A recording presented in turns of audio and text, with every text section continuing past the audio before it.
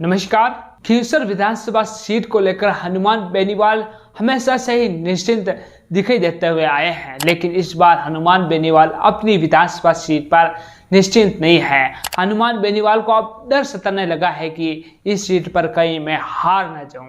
वैसे तो हनुमान बेनीवाल यहां से जीत आए हैं। हनुमान बेनीवाल के अलावा ही परिवार में से भी यहाँ से जीत आए हैं। उनके भाई भी यहाँ से विधायक रह चुके हैं, यानी कि ये सीधे तौर पर कह सकते हैं कि यह सीट हनुमान बेनीवाल की गढ़ कही जाने वाली सीट है। और यहाँ पर सबसे ज्यादा अगर दबदबा है तो आरएलपी पार्टी का, हनुमान बेनीवाल का। लेकिन इस बार हनुमान बेनीवाल निश्चिंत नहीं है। हनुमान बेनीवाल को अब डर सताने लगा है खींवसर विधानसभा क्षेत्र को लेकर।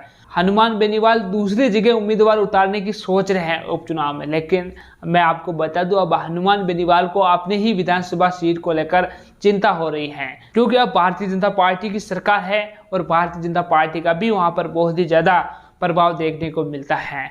रेवेंद्र राम डांगा भारतीय जनता पार्टी का प्रत्याशी रहा है। हनुमान बेनीवाल के सामने मात्र 2000 वोटों से ही हारा है और अब हनुमान बेनीवाल चुनाव नहीं लड़ेंगे। हनुमान बेनीवाल सांसद बन गए हैं। अब हनुमान बेनीवाल अपनी पार्टी का उम्मीदवार उतारेंगे। उम्मीदवार या तो अपने परिवार में से ही अपनी पत्नी या अपने भाई को उतारने वाले हैं, या फिर कोई मजबूत कार्यकर्ता है वहां पर उसका प्रभाव है उसको उतारेगा। लेकिन फिलहाल यही चर्चा सुनाई दे रही है कि अपने परिवार में से ही किसी को टिकट देंगे। लेकिन हनुमान बेनीवाल ने यह भी सीधे तौर पर कह दिया है कि परिवारवाद के मैं खिलाफ हूं, परिवारवाद ना हो। लेकिन अगर पार्टी और कार्यकर्ता डिमांड करते हैं परिवार की तो बात अलग है। तो आप समझ सकते हैं कि हनुमान बेनीवाल का एक और इशारा अपने परिवार में से ही टिकट देने का है। तो अपने परिवार में से टिकट अपने भाई नारायण बेनीवाल को दे सकते हैं। नारायण बेनीवाल पिछले उपचुनाव में चुनाव जीते हैं, लेकिन इस बार हनुमान बेनीवाल भी बहुत ही कम वोटों के अंतर से जीते थे। ऐसे में हनुमान बेनीवाल को अब बहुत ही ज्यादा चिंता हो रही है कि 2023 के विधानसभा चुनाव में तो मैं था, लेकिन अब मैं नहीं रहूंगा, मेरी पार्टी में से किसी और को उतारना होगा। तो अगर 2023 में जो समीकरण रहा है विधानसभा के चुनाव में, अगर वही समीकरण यहाँ पर रहता है तो ही हनुमान बेनीवाल की पार्टी यहाँ से जीत पाएगी। लेकिन मैं आपको बता दूं कि अब हनुमान बेनीवाल चुनाव नहीं लड़ेंगे तो आप मान के चलो कि 2000 वोट तो कम पड़ ही सकते हैं। तो यहाँ पर भारतीय जनता पार्टी का भी हनुमान बेनीवाल पर पलड़ा भारी रह सकता है। वैसे हनुमान बेनीवाल अपने भाई को इस बार चुनाव नहीं लड़ाने वाले हैं, ऐसा लग रहा है, क्योंकि हनुमान बेनीवाल का भाई पिछले उपचुनाव में भी बहुत ही कम वोटों के अंतर से जीता था। अपनी पत्नी कनिका बेनीवाल को हनुमान बेनीवाल अपना उम्मीदवार बना सकते हैं। कनिका बेनीवाल हनुमान बेनीवाल की पत्नी है। तो हनुमान बेनीवाल यहाँ पर अगर अपनी पत्नी को उतारता है और भारतीय जनता पार्टी एक बार फिर रेवेंद्र राम डागा को मौका देती है तो कहीं ना कहीं यहाँ पर हनुमान बेनीवाल की सीट को खतरा है। और अब तो कांग्रेस पार्टी ने भी एक बहुत ही जोरदार प्लान बनाया है खींवसर विधानसभा क्षेत्र को लेकर। यह प्लान वैसे क्या है इसकी हम पुष्टि नहीं करते, लेकिन कांग्रेस पार्टी के लोगों द्वारा इस सुनने में आ रहा है कि इस बार वहां पर एक जाट नेता को भेजा जाएगा। जाट नेता वही जिसकी पहचान पूरे जाट समाज में बहुत ही अच्छी देखने को मिलती है। खींवसर में अब हनुमान बेनीवाल से नाराजगी भी लोगों की दिखाई दे रही है। वहां के जो स्थानीय लोग हैं उनसे राय मशुरा करने पर यह पता चला है कि लोगों की हनुमान बेनीवाल के खिलाफ अब नाराजगी भी खींवसर में देखने को मिल रही है।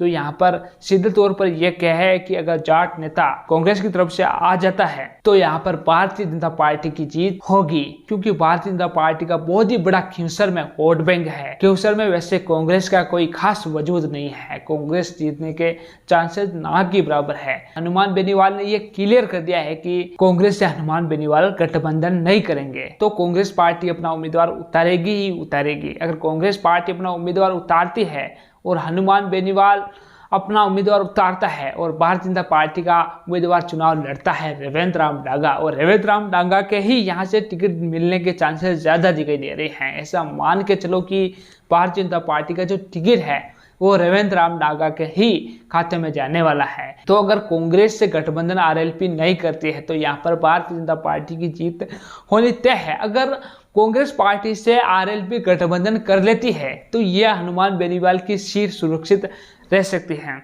वैसे हनुमान बेनीवाल को इसमें ही फायदा होगा, कांग्रेस से गठबंधन कर चुनाव लड़े। कांग्रेस को भी इससे ही फायदा, क्योंकि कांग्रेस का वहां पर कुछ खास वजूद नहीं है। कांग्रेस के लिए भी यहाँ पर कांग्रेस की इज्जत बच जाएगी, कांग्रेस के गठबंधन की यहाँ से सीट आ जाएगी और हनुमान बेनीवाल के बीच जो संबंध अभी बिगड़े हैं वो वापस अच्छे हो सकते हैं। ये मौका है कांग्रेस के पास, हनुमान बेनीवाल के पास अपनी सीट बचाने का यही आखिरी मौका है, क्योंकि रेवेंद्र राम डागा अगर चुनाव लड़ता है और आरएलपी राष्ट्रीय लोकतांत्रिक पार्टी की तरफ से किसी भी चेहरे को उतारा जाता है हनुमान बेनीवाल के अलावा, हनुमान बेनीवाल तो खुद चुनाव लड़ नहीं सकते, किसी और को उतारा जाएगा तो यहाँ पर यह सीट निकलना मुश्किल होगा, क्योंकि रेवेंद्र राम डागा को मात्र 2000 वोट ही कवर करने हैं। अगर रेवेंद्र राम डागा 2000 वोट कवर करने में कामयाब हो जाते हैं तो हनुमान बेनीवाल की यह सीट, क्यूसर की यह सीट भारतीय जनता पार्टी के खाते में जा सकती है। वैसे अगर भारतीय जनता पार्टी रेवेंद्र राम डागा को अगर यहाँ से उम्मीदवार नहीं बनाती है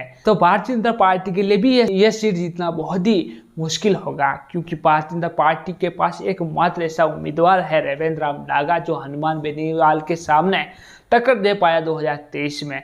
बाकी जो चुनाव लड़ते हैं वो हनुमान बेनीवाल के कंपटीशन में भी नहीं आ पाते हैं, लेकिन रेवेंद्र राम डागा ने हनुमान बेनीवाल का कंपटीशन किया था। लेकिन अब रेवेंद्र राम डागा के लिए यह आसान होगा, क्योंकि हनुमान बेनीवाल सामने नहीं होंगे, तो यहाँ पर रेवेंद्र राम डागा चुनाव जीत सकता है। और भारतीय जनता पार्टी की तरफ से भी ऐसा माना जा रहा है कि टिकट रेवेंद्र राम डागा को ही मिलेगा, क्योंकि रेवेंद्र राम डागा का जो हार का अंतर था वो बहुत ही कम वोटों का था। और ऐसा सुनने में आ रहा है कि कांग्रेस पार्टी की तरफ से यहाँ पर एक बहुत ही बड़ा जाट चेहरा आने वाला है, और जाट चेहरा यहाँ पर अगर आता है तो कहीं ना कहीं हनुमान बेनीवाल के ही वोट ले जाने वाला है, क्योंकि उस चेहरे के बारे में भी ये बताया जाता है कि जाट समाज में उस चेहरे की बहुत ही डिमांड होती आई है। जाट समाज का वो बहुत ही बड़ा चेहरा है, जाट समाज उसे अपने भविष्य के तौर पर देखते हैं। फिलहाल ये पता नहीं चल पाया है कि वो चेहरा कौन है, लेकिन ये चर्चा सुनाई दे रही है खींवसर विधानसभा क्षेत्र से और कुछ राजनीतिकारों का ये कहना है। तो साथियों, इसको लेकर आपकी क्या राय है? क्या हनुमान बेनीवाल अपनी सीट बचा पाएंगे या नहीं? कमेंट सेक्शन में जरूर लिखें। और आपने अभी तक हमारा चैनल सब्सक्राइब नहीं किया तो जल्दी सब्सक्राइब कर दें, बेल आइकन को दबा दें, इस वीडियो को ज़्यादा से ज़्यादा लोगों के साथ शेयर करें। धन्यवाद।